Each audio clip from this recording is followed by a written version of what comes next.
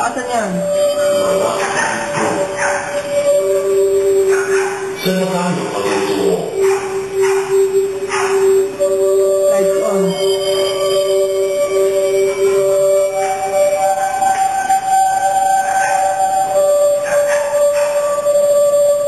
Nang simulang likhain ng Diyos ang lupa at ang langit, ang lupa ay wala pang hugis o anyo.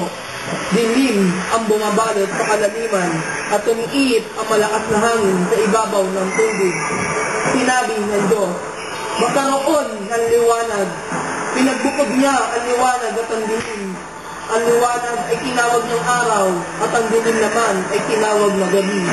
Dumaan ang gabi at sumapit ang umaga. Iyon ang unang araw.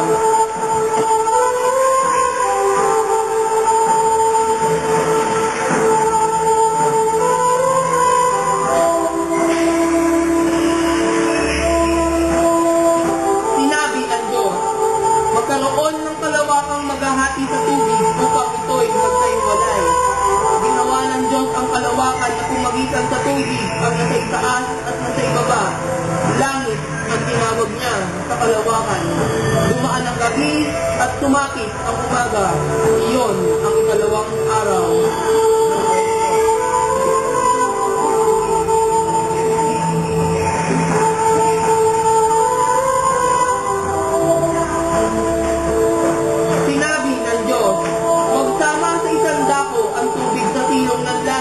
Upang lumitaw ang lupa.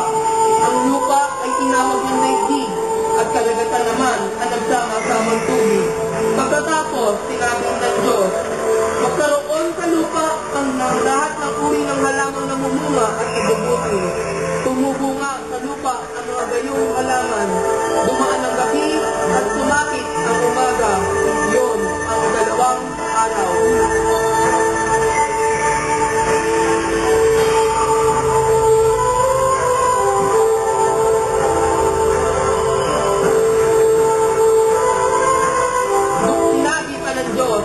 Magkaroon ng mga taglaw sa langit para magtukod ang araw sa gabi. Ito ang magiging batayan sa bilang ng mga araw sa oras ng kapistangan. Mula sa langit, ang mga ito ay magsasabog ng liwanag sa daigdig. Nilikha ng Diyos ang dalawang malaking taglaw, ang araw upang tumanglaw sa maghapon at ang buwan upang magbigay liwanag sa gabi. Nilikha din niya ang mga bituin. Inigay niya sa langit ang mga taglaw na ito upang magsabog ng liwanag sa daigdig. Tumanglaw kung araw o gabi, magbukod sa liwanag at dilim. Dumaan ang gabi at sumakit ang umaga. Iyon ang ikaapat na araw.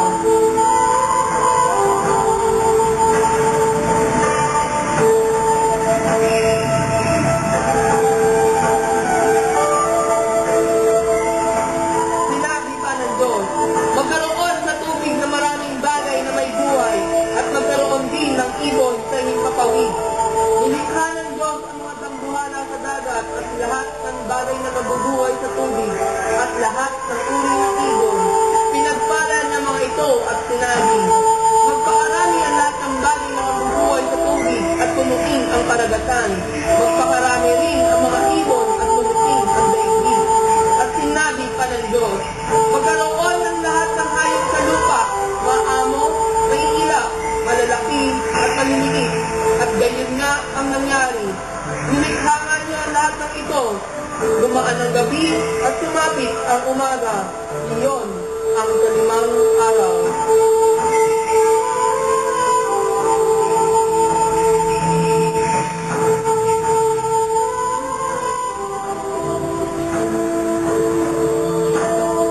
Pagkatapos likhain ang lahat ng ito, sinabi ng Diyos, ngayon, dadalangin natin ang tao at gagawin siyang kalarawan natin.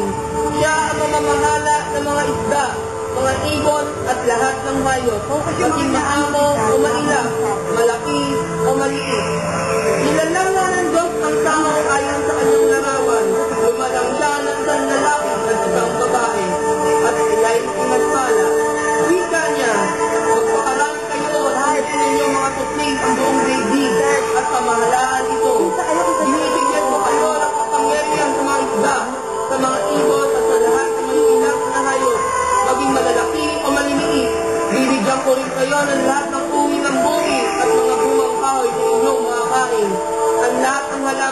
Yan ibibigay ko naman sa may inak na hayop, malaki man o maliit, at sa lahat ng mga ibon.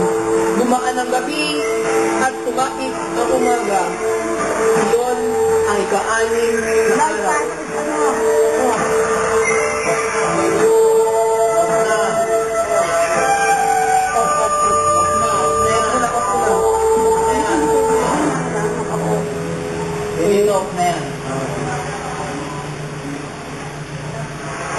Gayon nilikha ng Diyos ang lupa, ang langit at lahat ng loob ng ito at pinagpahinga sa ikapitong araw. Pinagpala niya ang ikapitong araw at sinabi, sapagkat sa araw na ito, siya ay nagpahinga matapos likain ang lahat. Ganito ang pagkakalikha sa lupa at sa langit. Music out.